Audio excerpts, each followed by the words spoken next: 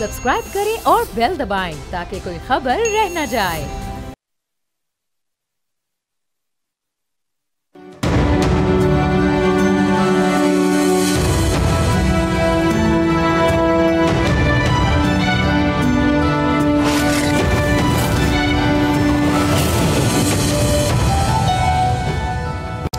PIA की निचकारी की एक और कोशिश नाकाम हो गई है। हुकूमत की मुकर्रर करदा 85 अरब रुपए की कीमत के मुकाबले में सिर्फ 10 अरब की बोली लगी, जिसको हुकूमत ने कबूल करने से इनकार कर दिया।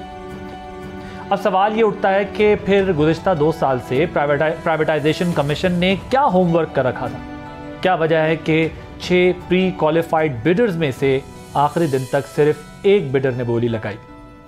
बाकी 5 जो थे वो किधर गायब थे? वो क्यों बैक आउट कर गए? देखना यह भी है कि केपी और पंजाब की सूबाई हुकूमतों को अचानक पीआईए खरीदने का ख्याल क्यों आया? अगर पीआईए को वफाकी हुकूमत नहीं चला सकी तो क्या कोई भी सूबाई हुकूमत इसको चला सकेगी?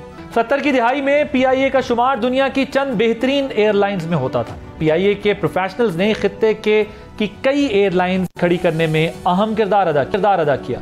पीआईए का स्लोगन था great people to fly with, जो अब एक पहचान बन गया था। मगर फिर गुज़िश्ता 3 दिहाइयों से जवाल का आगाज हुआ।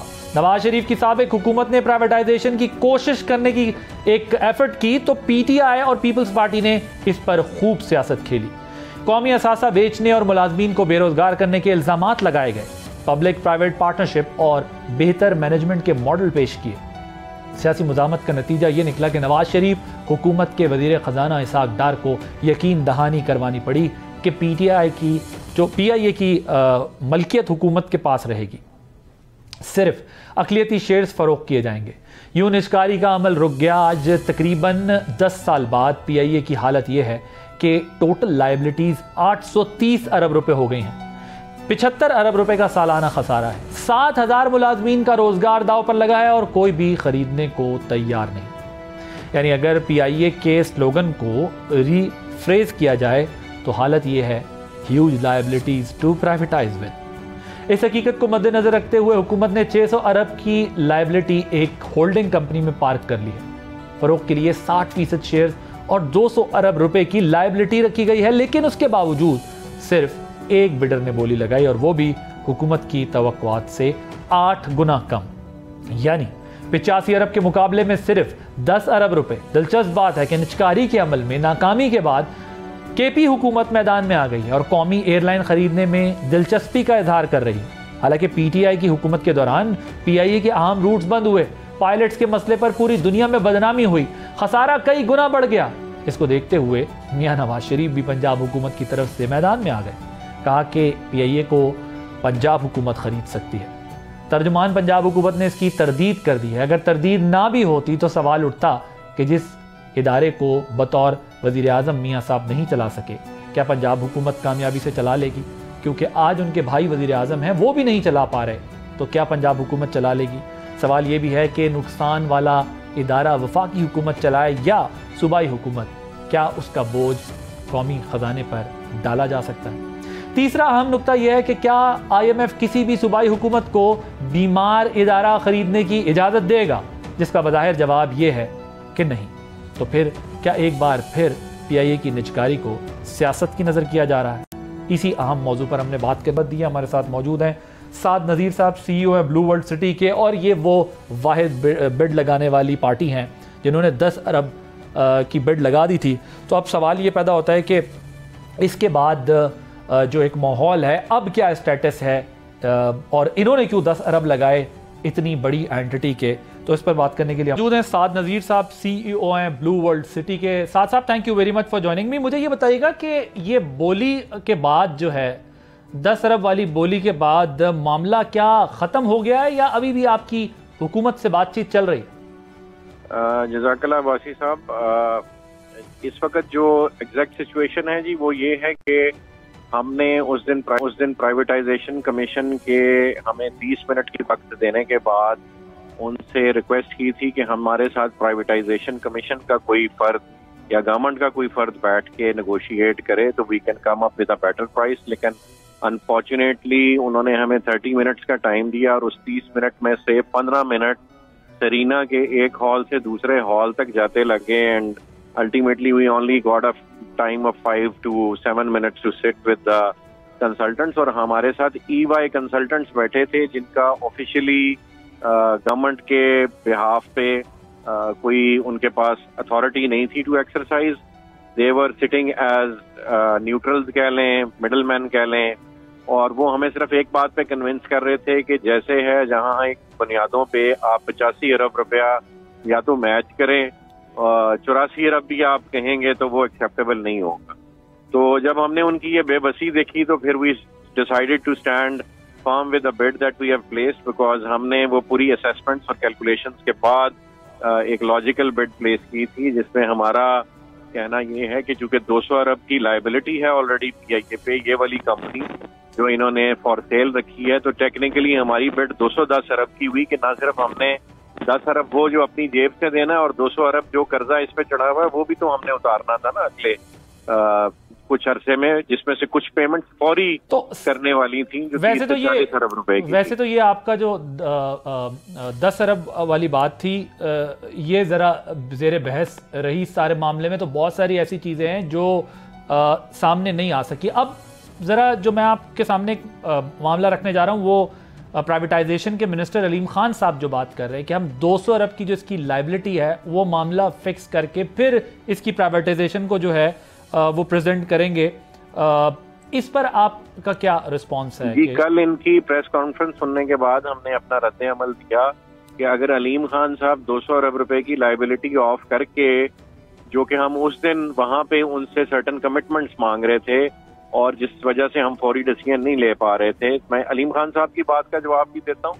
اور ایک اہم فیکٹ جو آپ کے نالج میں لانے والا ہے کہ جو 85 بلین یہ مانگ رہے تھے اس میں ان کی ریکوائرمنٹ یہ تھی, جو انہوں نے ہمارے ساتھ کانٹریکٹ سائن کیا تھا, رولز آف انگیجمنٹ جو سائن کیے تھے, ان کے تحت 85 ارب روپے کی بالفرض اگر بولی ہم ایکسیپٹ بھی کرتے تھے یا کوئی بھی رقم جو 85 ارب کے قریب ہوتی, 30 ارب ہوتی, 40 ہوتی, 50 ہوتی, تو اس کی شرط یہ تھی کہ ود ان 10 days آپ نے پروف آف فنڈز شو کرنا ہے پرائیویٹائزیشن کمیشن کو کہ وہ 85 ارب روپیہ لکوڈ حالت میں ایکسیسیبل ہے ود ان پاکستان وچ can be utilised as per their.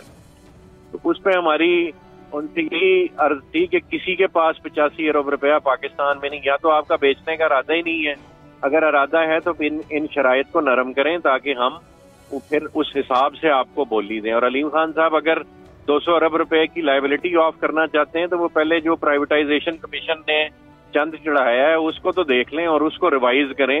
جو بڈر, ایک ہی بڈر آیا آپ کے پاس اور 2 دفعہ آپ نے بڈ مختلف اوقات میں کال کی اور کسی نے آنا پسند نہیں کیا, تو جو ایک بڈر جس کی ارنسٹ منی ابھی آپ کے پاس جمع ہے اس کو بلا کے آپ اس سے تو نیگوشیٹ کریں, اور کیبنٹ کی رائٹ ان کو دے سکتی ہے یا کیبنٹ خود ہمارے ساتھ بیٹھ سکتی ہے. اگر کیبنٹ ہمارے ساتھ بیٹھتی ہے اور یہ اپنی اس طرح کی ٹرمز ریوائز کرنے کو تیار ہے تو ہم بھی بولی بڑھانے کو تیار ہیں. ہم نے کل بھی یہ اعلان کیا ہے کہ 10 کی بجائے ہم 30 ارب سے لے کے 85 ارب تک depending on the negotiation with the government, وہ گورنمنٹ بیٹھ کے ہمارے ساتھ کیا طے. یہ مجھے بتائیں کہ آپ تو اپنے 10 ارب لے کے بیٹھے ہوئے ہیں, یہ باقی بڈرز کدھر غائب ہو گئے؟ یہ بڑا اہم سوال ہے نا جی, یہ علیم خان صاحب سے پوچھنے والا ہے جو کہتے ہیں کہ میرے آنے سے پہلے ہی سب کچھ ہو رہا تھا, میں تو اس میں نہیں دخل انداز ہوا. مزے کی بات یہ ایک اور بھی عباسی صاحب آپ کے توسط سے جو ہے یہ احتجاج ریکارڈ کراؤں کہ ہم پہ تو یہ اعتراض لگتا ہے کہ جی یہ ایک ڈیولپر ہیں. پہلی بات ہے کہ جو باقی 3 بڈرز ہیں ان میں سے بھی کوئی ایویشن کا ایکسپرٹ نہیں تھا. ایئر لائنز انہوں نے کوئی نہ کوئی آن بورڈ لینی تھی اور وہ ٹیکنیکلی لینی تھی, ایئر لائن نے انویسٹمنٹ نہیں کرنی تھی, تو اور وہ ابھی تک کوئی لے بھی نہیں پائے تھے. لے پائے ہوتے تو وہ پہنچے ہوتے وہاں پہ. تو پہلی تو بات یہ کہ باقی کے 3 بڈرز بھی کوئی ایویشن ایکسپرٹس نہیں تھے, اور ہم پہ الزام لگتا ہے کہ جی یہ ڈیولپر ہیں تو ڈیولپر ایئر لائن کیسے چلائے گا. تو اگر پرائیویٹائزیشن کا منسٹر ایک ڈیولپر ہو سکتا ہے, اور ہو سکتا ہے کوئی ڈیولپر کا بھی آپس میں میچ چل رہا ہو جس وجہ سے یہ ایسی سخت شرائط رکھی گئی ہوں when they found out کہ ہم ہی ہیں اور کوئی فلیکسیبلٹی نہیں دکھانی. اینڈ نو ونڈر علیم خان صاحب اپیئر بھی نہیں ہوئے اس بڈ میں. تو میں اس پہ جس طرح سے علیم خان صاحب کسی پہ الزام نہیں لگاتے, میں بھی ان پہ الزام نہیں لگاتا, لیکن کوشچن مارک ہے نا کہ ایک ڈیولپر ایئر لائن چلا نہیں سکتا تو ایک ڈیولپر بیچنے کا پروسیس کیسے सुपरवाइज कर रहा है, वो अगर एक एक्सपर्ट बिजनेसमैन है तो अल्लाह पाक ने हमें भी तो कारोबार करने की सलाहियत दी है ना। हमने इस एंड से बोली लगाई है, हमारे साथ बैठे, अगर वो अच्छे नेगोशिएटर हैं तो हम भी अच्छे नेगोशिएटर हैं, बैठ के हम तय कर लेंगे। हम सीरियस थे तो बिड मनी जमा कराई ना। अच्छा, मुझे ये बताएं कि ठीक है, ये एजिंग फ्लीट्स हैं, इंटरनेशनल रूट्स पर भी बैन लगा हुआ है अपनी जगह, और अरबों रुपए के ऑपरेशनल लॉसेस भी हैं, लेकिन 10 अरब रुपए लगाना भी तो कोई सोल्यूशन नहीं था ना, सिर्फ 10 अरब रुपए लगाने का। आप इसको बहुत सारा कंडीशनल करके बता रहे हैं। भले लोग इसका मजाक उड़ाएं, हमारे कंसल्टेंट ने, और वेस्ट में ये आम बात है, जब डेट कंपनीज होती हैं तो $1 बिड लगा करती है, क्योंकि जो टेकिंग ओवर पार्टी होती है उसके जिम्मे सबसे पहले उस डेट की पेमेंट होती है। तो इसी तरह इस कंपनी की भी जो हालत है, मैं बार बार मीडिया पे ये बयान कर रहा हूँ, एक दफा दोबारा दोहराता हूँ, 203 अरब रुपए की इस पे लाइबिलिटी थी। ये जो छोटी कंपनी इन्होंने क्रिएट करके दी, उसमें ये क्लेम करते हैं कि 155 बिलियन के एसेट थे, उन एसेट्स में से टेंजिबल एसेट, सेलेबल एसेट, यानी जिसको आप लिक्विड कर दें, वो सिर्फ 10 से 11 अरब रुपए की छोटी छोटी बिल्डिंग थी, जिनमें से 2-3 बिल्डिंग इंडिया में। बाकी एसेट्स ये गिन रहे हैं जहाजों को मार्च 25 में तमाम फ्लीट ग्राउंड हो जाना है, और लीज की शराइत ये होती है, मैक्सिमम जहाज उसमें 70-80% लीज पे है, और लीज की शराइत ये होती है कि जब लीज एक्सपायर होती है तो आपने लेसर को वो जहाज उसकी असली हालत में रिफर्बिश करके देने होते हैं, और उस पर भी अरबों रुपए की इन्वेस्टमेंट होनी वापस देने के प्रोसेस पे। और ये पैसे गिन रहे हैं, 15-15 अरब रुपए का एक रूट गिन रहे हैं, जो रूट खुलना ही नहीं है, और वो रूट कब खुलना है, जब आपने इसराइल को तस्लीम करना है। ये एक पॉलिटिकल स्टंट है जो इस कौम के साथ खेला गया। लेकिन आपकी बिड देखकर जो है वो केपी हुकूमत और पंजाब हुकूमत एक्टिव हो गई है। मियां साहब ने तो मशवरा दिया है कि उन्हें कहे ना जी, सुबह बिड अमाउंट जमा कराएं, गवर्नमेंट उनकी बिड ले ले, हमारी वापस कर दे। कोई नहीं, मैं कहता हूँ 10 अरब भी उनसे ले ले, 5 अरब मैडम मरियम नवाज से ले लें, और 5 अरब जो है ना ये अली अमीन गंडापुर से ले लें। 70 साल से भी तो हुकूमतें ही चला रही हैं, ये दोनों भी मिलके चलाएं, हम इंशाल्लाह पूरी सपोर्ट देंगे जी दोनों को। हम बिड वापस ले लेते हैं, इन दोनों को क्या हम जमा करा लें, बल्कि हमें बिड मनी हमें वापस दे दें, तो हम अपनी बिड इनके नाम कर देते हैं, ये दोनों चलाए मिलके। वैसे आप इन दोनों को तो मिला रहे हैं, आप इन दोनों के साथ मिलके पब्लिक प्राइवेट पार्टनरशिप पे चलाने को तैयार होंगे? पहली गवर्नमेंट पार्टनर है ना जी, वो नहीं पार्टनर तो उनके चचा तो पार्टनर है हमारे साथ। Government prime minister is part of the government ना, तो गवर्नमेंट तो हमारे साथ 40% की पार्टनर है, इसलिए भी बाकी कंपनीज नहीं आई थी। दे सेट के जी 100% स्टेक हमारे हवाले करो, गवर्नमेंट की मदाखलत नहीं होगी।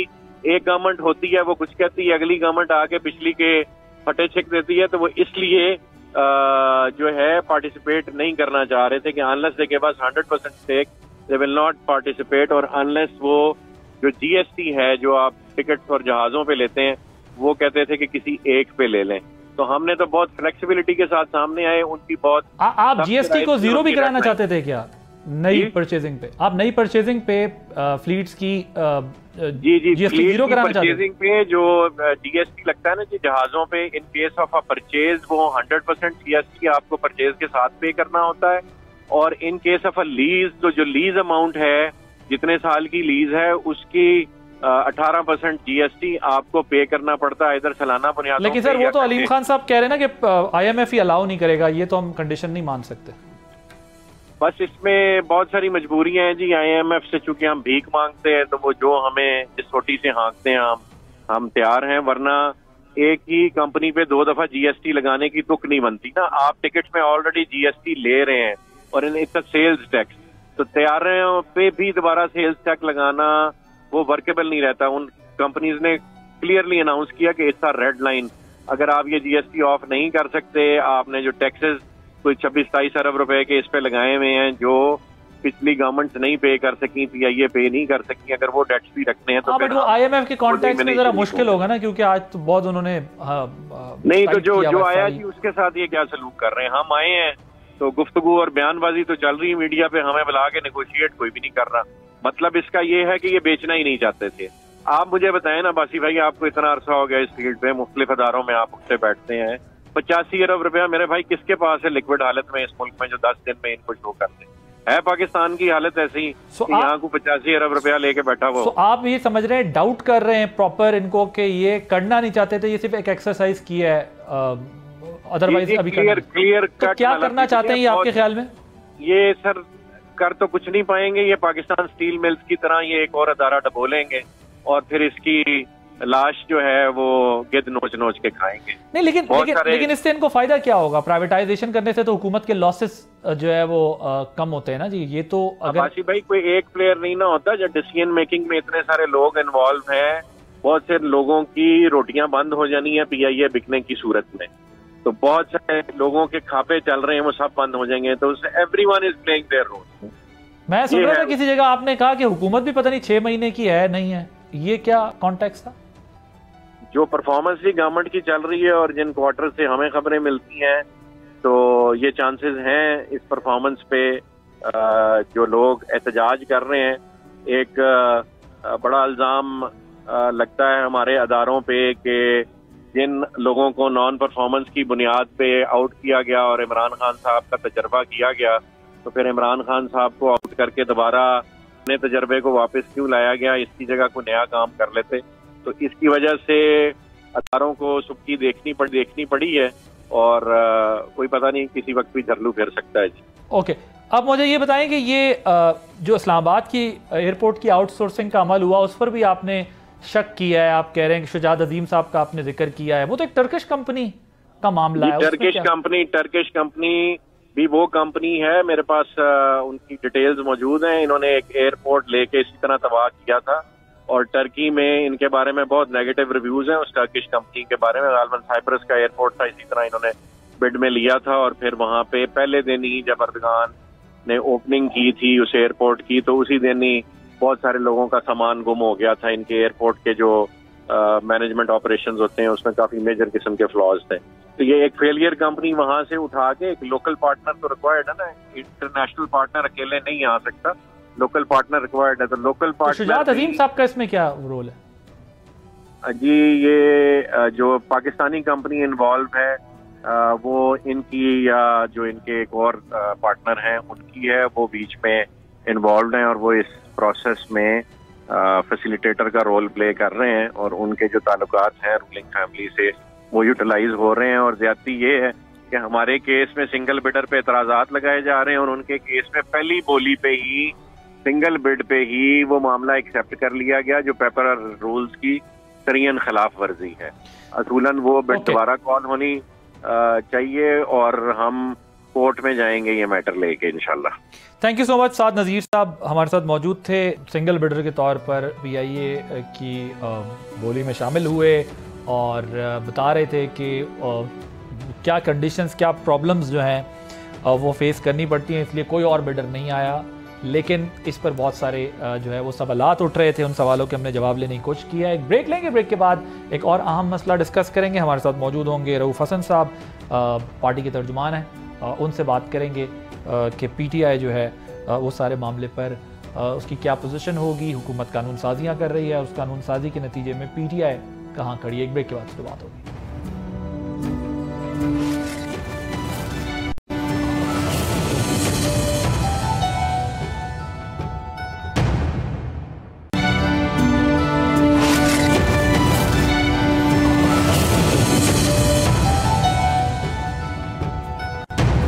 Welcome back. 26ویں آئینی ترمیم کے مکمل نفاذ کے لیے جوڈیشل کمیشن کا اہم اجلاس کل ہونے جا رہا ہے, جس میں آئینی بینچز اور آئینی بینچ کے سربراہ کا تعین ہوگا. اس دوران پارلیمنٹ کے ایجنڈے پر اہم قوانین زیر غور ہیں, جن میں انسداد دہشت گردی ایکٹ میں ترمیم, سپریم کورٹ میں ججز کی تعداد 17 سے بڑھا کر 25 کرنا اور پریکٹس اینڈ پروسیجر ایکٹ میں ترمیم شامل ہے. پی ٹی آئی ان تمام ترامیم کی مخالفت کر رہی ہے, لیکن 25 اکتوبر کے بعد پی ٹی آئی کو کچھ ریلیف ملا ہے, جس کے نتیجے میں احتجاج کی کالز ملتوی ہو رہی ہیں. 4 اکتوبر کو چائنا چوک اسلام آباد سے یو ٹرن لینے کے بعد علی امین گنڈا پور نے عملی طور پر پارٹی کو احتجاج سے دور رکھا ہوا ہے. پشاور جلسہ بھی منسوخ کر کے اس کی جگہ سوابی میں مشاورتی جرگہ بلا لیا ہے. بانی پی ٹی آئی کی بہنیں اور اہلیہ کی ضمانت ہو چکی ہے.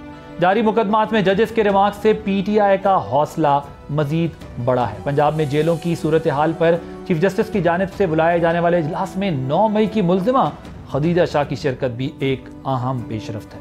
اس دوران پی ٹی آئی کے رویے میں بھی غیر معمولی تبدیلی آئی ہے. اڈیالہ جیل میں مقدمات کی سماعت کے دوران بانی پی ٹی آئی نے جارحانہ بیانات کے بجائے خاموشی کو ترجیح دی ہے. ان تمام ڈیولپمنٹس کو ترجمان خیبر پختونخوا حکومت نے انڈرسٹینڈنگ سے تعبیر کیا ہے، جبکہ پی ٹی آئی کے مخالفین اسے مبینہ ڈیل کا نام دیتے ہیں۔ اس سے پہلے پارٹی نے بانی کی صحت کے حوالے سے تشویش کا اظہار کیا تھا، لیکن آج ذاتی معالج نے بھی بانی پی ٹی آئی کی صحت کو تسلی بخش قرار دے دیا ہے۔ آنے والے دنوں میں پی ٹی آئی کے سیاسی کردار میں کیا نمایاں تبدیلیاں ہو سکتی، اس پر بات کرنے کے لیے ہم نے رؤوف حسن صاحب کو دعوت دی ہے، سینئر رہنما ہیں پاکستان تحریک انصاف کے، اور ان سے اس لیے بھی بات کرنا ذرا ضروری ہے کیونکہ رؤوف صاحب جو ہے وہ کافی عرصے سے یہ کہتے آ رہے تھے کہ ہمیں بات کرنی چاہیے، اسٹیبلشمنٹ سے بھی بات کرنی چاہیے، مقتدرہ سے بات کرنی چاہیے تاکہ راستہ نکلے۔ ایک بڑی پارٹی ہے اور اس پارٹی کو جو ہے وہ اسپیس ریکوائرڈ ہے۔ Sir thank you so much for joining اس۔ مجھے یہ بتائیے گا کہ آپ کافی عرصے سے اس بات کو ایڈوکیٹ کرتے رہے ہیں، کیا یہ سمجھیں کہ اس پروسیس کا آغاز ہو گیا، آپ لوگوں کی بات چیت شروع ہو گئی؟ Thank you Adil, it's such a pleasure coming back into your programme. کافی دیر کے بعد آپ سے ملاقات ہو رہی ہے۔ Pleasure is all mine sir. آپ کے ابتدائیے میں آپ نے دو ایک باتیں کہی ہیں کہ ڈیل کا، یا جو آپ نے علی امین گنڈاپور صاحب کی معرفت سے کہا ہے، وہ انہوں نے کل بھی ایک سٹیٹمنٹ میں ڈینائی کیا ہے کہ جی میں نے کسی سٹیج کے اوپر یہ کہا ہے کہ میری وجہ سے یا اس سب کچھ جو رہائی ہوئی ہے، ترجمان جو ہیں کے پی کا، اس میں بھی انہوں نے اس سب کو بھی ڈینائی کیا ہے کل۔ ان کے ترجمان اپنی طرف سے کہہ رہے ہیں یہ بات؟ اب میں اس کے بارے میں کامنٹ نہیں کرنا چاہوں گا، وہ چونکہ پروونشل گورنمنٹ ہے ان کا معاملہ ہے، لیکن انہوں نے ذاتی طور کے اوپر کہا ہے کہ میں نے کسی سٹیج کے اوپر یہ نہیں کہا۔ لیکن سر جس طرح آپ کہہ رہے ہیں کہ اگر سی ایم اون نہیں کر رہے اسٹیٹمنٹ کو تو اس کا مطلب پھر ترجمان اپنی طرف سے یہ بیان دے رہے ہیں۔ میں نہیں کہہ سکتا، میں نے عرض کیا نا کہ میں نہیں کہہ سکتا کہ وہ کہے، انہوں نے ان کی حد تک، چونکہ بیسیکلی واٹ میٹرز از کہ جو چیف منسٹر کیا کہتے ہیں، تو انہوں نے یہ اس کو ڈینائی کیا کہ جی میں نے یہ کلیم نہیں کیا کہ میرے ایک رابطے کی وجہ سے یہ تمام رہائی وغیرہ جو ہے جس کا ذکر آپ نے کیا ہے وہ پاسبل ہوئی ہے۔ اینی وے اس کو چھوڑ دیتے ہیں۔ جو آپ کا سوال ہے وہ ہے آغاز ہو گیا، گفتگو کا آغاز ہو گیا۔ وہ میرا جہاں تک جو آپ نے میرے کانٹیکس میں بات کی ہے، میں ڈائلاگ کا بندہ ہوں، میں فیل کرتا ہوں کہ میں نے اس کو جس طریقے سے کہا تھا وہ یہ ہے جی کہ اسٹیبلشمنٹ کا پی ٹی آئی کے ساتھ بات چیت کرنا انیویٹیبل ہے، ناگزیر ہے۔ کیوں ناگزیر ہے؟ کیونکہ آپ کے ملک جو ہے وہ اس کی وجہ سے آگے بڑھنے سے رکا ہوا ہے۔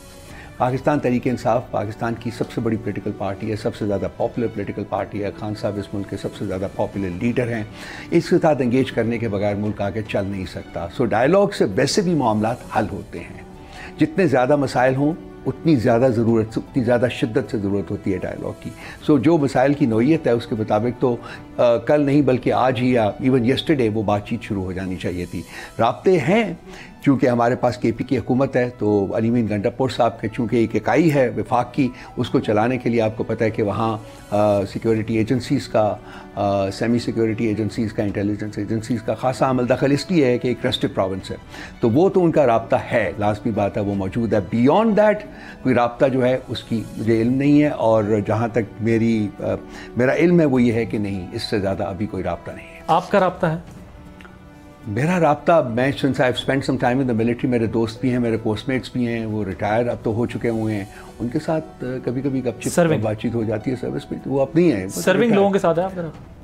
مطلب وہ فوج میں ہی تھے نا، میں بھی فوج میں تھوڑی دیر رہا ہوں، تو اس لیے میں کہہ رہا ہوں کہ میرے چونکہ کورس میٹس تھے وہ، تو ان کے ساتھ دوستیاں بھی تھیں، تو ان کے ساتھ کبھی کبھی بات ہو جاتی ہے۔ کیسے ہوا؟ اگر علی امین گنڈاپور صاحب کہہ رہے ہیں کہ ان کا ایک پروفیشنل رابطہ، کانسٹیٹیوشن کی جو ریکوائرمنٹ ہے اس کے تحت آپ کا ایک رابطہ ہوتا ہے، تو ان سے کیا اسی دوران یہ باتیں بھی ہوتی ہیں کہ آپ اپنا پولیٹیکل قبلہ تھوڑا سا تبدیل کریں اور چیزوں کو دوسری طرف لے کے جائیں تاکہ بات چیت ہو؟ اس طرح بات ہو رہی تھی؟ دیکھیے، حکومت as chief minister of the province ان کے اگر کوئی رابطے ہیں تو مجھے نہیں پتا اس کا، نہ انہوں نے کبھی بات کی ہے کہ جی ان سے کس قسم کی گفتگو ہوتی ہے۔ لیکن لازمی بات ہے جب ایک پولیٹیکل پارٹی کے اوپر اس قسم کا مطلب فسطائیت کا شکار ہو، جو کہ سب کو نظر آ رہا ہے 2 سال سے جو ہمارے ساتھ ہو رہا ہے، تو میرا خیال ہے کہ کبھی نہ کبھی تو ایک comment Has it been started or not yet? کیا dialogue نہیں، وہ میں ابھی تک میں آپ سے میں نے عرض کیا نا کہ وہ مجھے اس چیز کا علم، اور میرا نہیں خیال، یہ آپ لوگوں کی خواہش ہے کہ شروع ہو جائے؟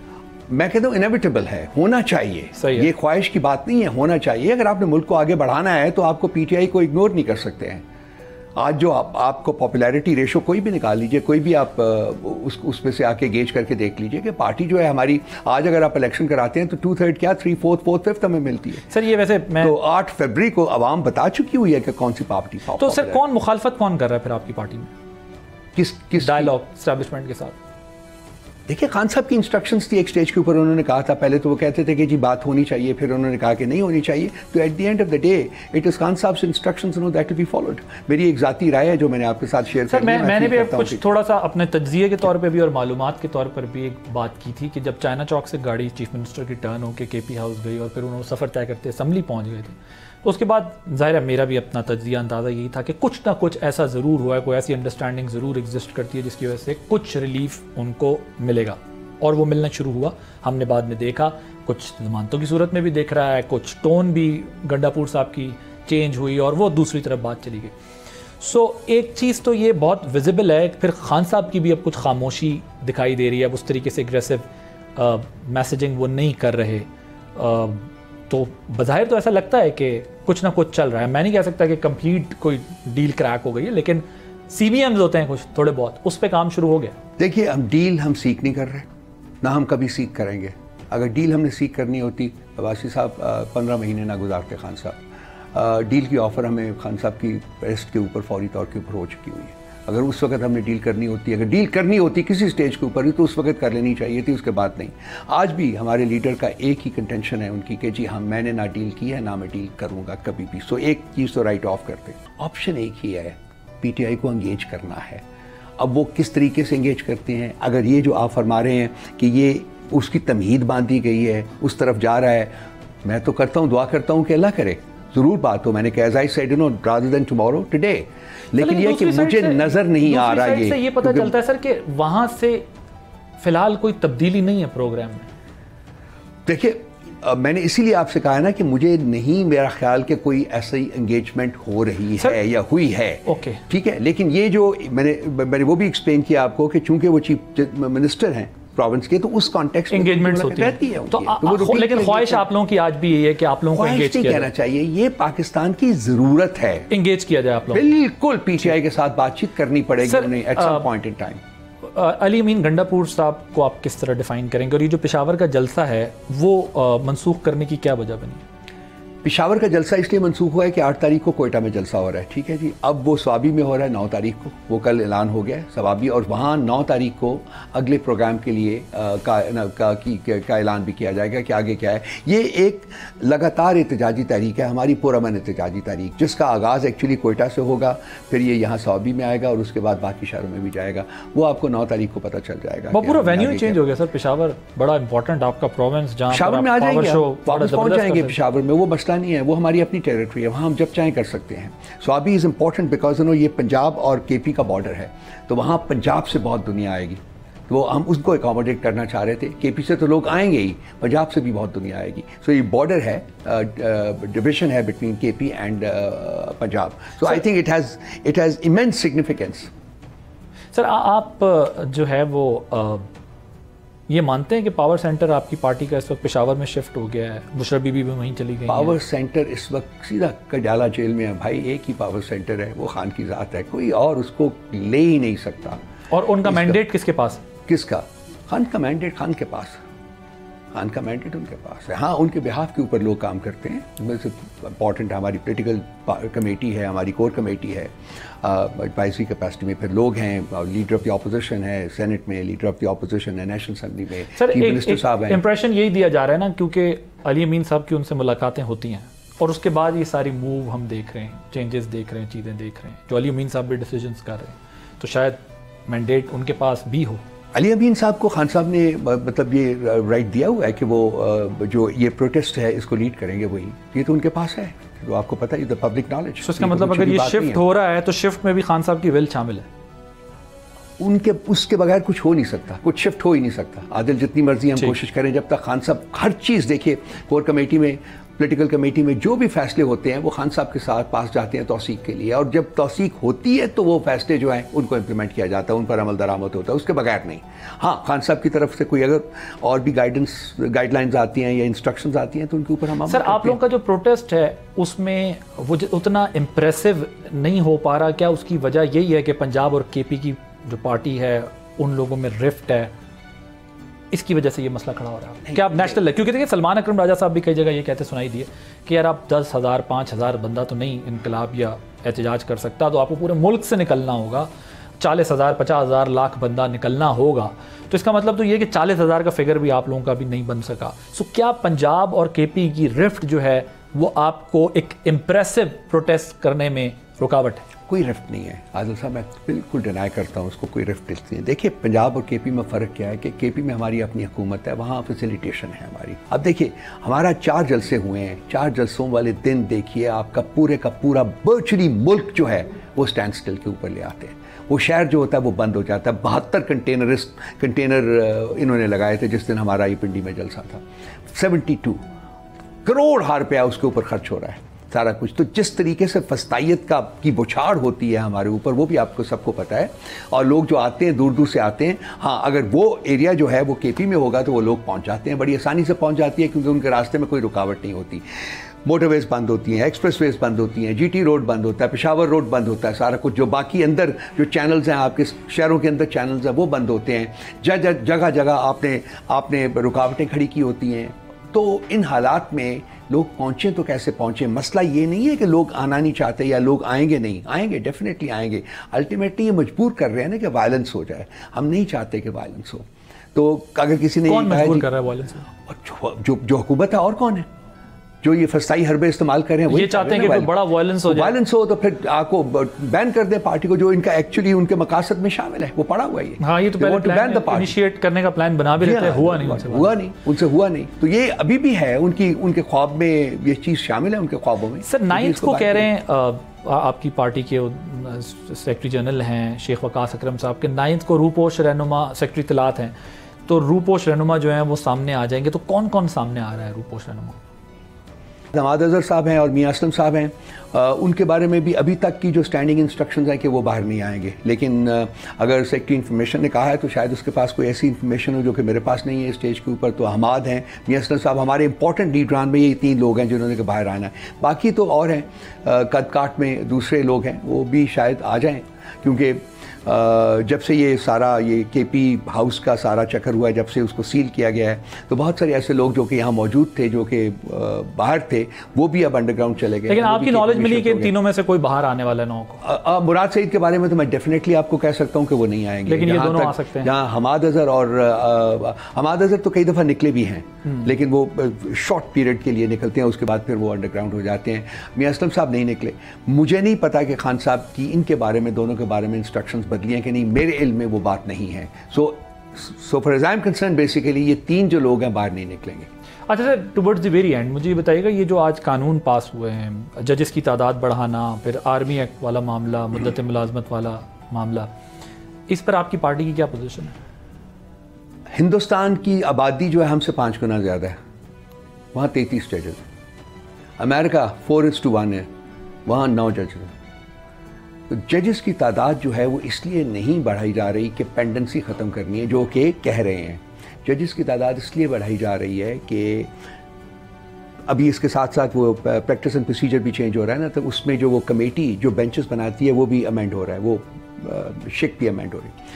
اپنی پسند کے بینچز بنائیں, اپنی پسند کے ججز بنائیں, رکھائیں, اپوائنٹ کریں اور اپنی پسند کے فیصلے لیں. یہ ہے وہ مقصد. تو یہ کر یہ رہے ہیں کہ جو عدلیہ ایک کرٹیکل پلر ہے ریاست کا, اس کو نہ صرف کمزور کیا بٹ ورچولی اس کو ختم کرنا چاہ رہے ہیں. تو ایک ریاست ڈونٹ سپورٹ دیٹ. بالکل نہیں, بالکل نہیں, بالکل نہیں, لازمی نہیں.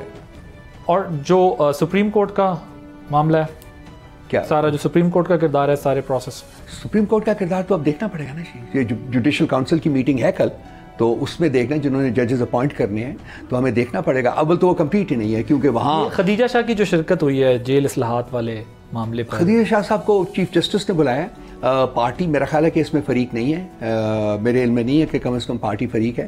لیکن چونکہ انہوں نے جیل میں کوئی وقت گزارا ہے, چونکہ یہ جیل ریفارمز کے بارے میں میٹنگ تھی, ٹھیک ہے, تو اس لیے ان کو بلایا. اس کو آہد کو بھی بلایا ہے کہ آپ بھی بیٹھے چونکہ آپ بھی ہیں, تو اس کانٹیکسٹ میں وہ گئی ہیں. Party I think was not taken on board, لیکن چونکہ ان کو انڈیویجول کیپیسٹی میں ان کے جیل میں ایکسپیرینس کی بیسس کے اوپر the چیف جسٹس فیلٹ کہ یہ ہمیں اچھی ایڈوائز کر سکتے ہیں. لیکن انہوں نے پارٹی کو کچھ نہ بتایا اور نہ پارٹی, میرے علم میں ہی نہیں ہے کہ جی ان کو پارٹی کو, تو اپنی پرائیویٹ کیپیسٹی میں لائک وہ پارٹی میں تو ہے نا. میرے علم میں یہی ہے کہ پرائیویٹ کیپیسٹی میں, ہاں she is very much a member of the party definitely. وہ ہماری ریزرو سیٹ کے اوپر ان کا نام ہے, ٹھیک، تو وہ نیشنل اسمبلی کی ریزرو سیٹ کے اوپر خدیجہ، لیکن وہ اپنے طور پہ ملی ہیں. جی ملی ہیں. صحیح. اور اس کی میں نے مقصد بھی بتا دیا آپ کو کہ مقصد ہے کہ جی جیل ریفارمز کے لیے کرنا. سر یہ مجھے بتائیں کہ جماعت اسلامی نے 26ویں آئینی ترمیم کو چیلنج کرنے کا فیصلہ کیا ہے، آپ کی پارٹی بھی کرے گی؟ ہم بھی کریں گے جی چیلنج کریں گے آپ. اور بہت سے لوگ چیلنج کر چکے ہیں، وہ بھی I think very interesting Times ahead. وہ آپ سننے میں آئے گا تو پھر دیکھیں گے کہ کیا. کدھر کریں گے آپ؟ یہ سپریم کورٹ میں کریں گے یا کانسٹیٹیوشنل بینچ میں؟ سپریم کورٹ میں. سپریم کورٹ میں. لیکن یہ مسئلہ تو کانسٹیٹیوشنل ہے. وہ دیکھیں جب بنتا ہے، کیونکہ یہ جو جوڈیشل کمیشن ہے جو بنا ہوا ہے یہ تو آپریٹ نہیں کر سکتا، کیونکہ اس میں ایک اسامی جو ہے وہ موجود ہی نہیں ہے. ایک جج ہونا ہے جو کہ کانسٹیٹیوشنل بینچ سے ہونا ہے. کانسٹیٹیوشنل بینچ تو بنا ہی نہیں ہے ابھی تک، تو وہ جج ہی نہیں ہو سکتا. تو ہم یہ ٹیکنیکلٹی ہے، اور دس از اے ویری سیریس ٹیکنیکلٹی جو کہ انہوں نے اپنی جو کانسٹیٹیوشنل امینڈمنٹ کا بل تھا اس میں یہ لکونہ رہ گیا ہوا ہے. تو پہلے اس کو لکونہ ریموو کرنا پڑے گا، اس کے بعد یہ آپریٹ کرے گا، پھر ججز اپوائنٹ ہوں گے وہاں کے کانسٹیٹیوشنل بینچ کے. تو رؤوف صاحب، یہ جو آرمی چیف کی مدت ملازمت سروسز چیفز کی 3 سے 5 سال ہو رہی ہے، اس کو آپ لوگ سپورٹ کرتے ہیں؟ یہ پارٹی نے فیصلہ کرنا ہوگا جی. آپ کی کیا رائے ہے؟ ابھی تو آج تو پتہ چلا اس کا جی. آپ کی کیا رائے ہے؟ میں یہ انٹرنل معاملات ہیں، اگر حکومت جو پارٹی جو فیصلہ لے گی وہ میرا بھی فیصلہ ہوگا. وہ تو آپ مانیں گے نا. ویسے آپ کی رائے کیا ہے؟ میں سے پوچھ رہا ہوں. ظاہر ہے اتنا تجربہ ہے معاملات کے اوپر، فوج جو سروسز کے جو معاملات ہیں ان کے اوپر میں اپنی رائے نہیں دیتا جی. میں آپ کو بہت پہلے میں نے کہا تھا جی کہ میں ایکسٹینشن کے خلاف ہوں. کسی قسم کی ایکسٹینشن نہیں ہونی چاہیے. آپ آتے ہیں، آپ as chief of the army staff, اور chief of the navy staff, اور chief of the air staff, آپ اپنے 3 سال کی ملازمت جو ہے وہ پوری کریں اور ریٹائر ہو جائیں، عزت کمائیں. ایکسٹینشن کے ہر قسم کی ایکسٹینشن کے خلاف ہوں، کیونکہ ایکسٹینشن سے بہت سارے مسائل جو ہیں. بٹ یہ تو ایج اگر بڑھا دی جائے تو ایکسٹینشن والا معاملہ نہیں ہوگا. 5 سال کر رہے ہیں، 5 سال کر رہے ہیں. وہ ایک فیصلہ ہے، حکومت کا فیصلہ ہے، پارلیمنٹ کا فیصلہ ہے. پارلیمنٹ اگر اس کو اڈاپٹ کرے گی تو ہم اس کو فالو کریں گے جی. بالکل پارلیمنٹ اڈاپٹ کرے گی تو آپ اس کو فالو کریں گے. بٹ لازمی بات ہے کہ یہ پارلیمنٹ اگر کر جائے، اب ہم چیلنج کر سکتے ہیں اس کو. اگر پارٹی ڈیسائیڈ کرے تو وہ چیلنج کر سکتا ہے. جیسا کہ ہم نے 26 کانسٹیٹیوشنل امینڈمنٹ جو کہ پارلیمنٹ نے پاس کیا لیکن ہم اس کو نہیں ایکسیپٹ کر رہے، تو ہم اس کو چیلنج بھی کریں گے. ابھی ڈیسائیڈ نہیں کیا؟ نہیں، یہ تو چیلنج کریں گے ہم. 26 امینڈمنٹ تو چیلنج کریں گے. 26 تو کریں گے، لیکن میں نے پوچھا وہ پارٹی نے بھی فیصلہ نہیں کیا. تھینک یو سو مچ رؤوف حسن صاحب ہمارے ساتھ موجود تھے. آپ نے گفتگو. عادل عباسی کو اجازت دیجیے. اللہ حافظ.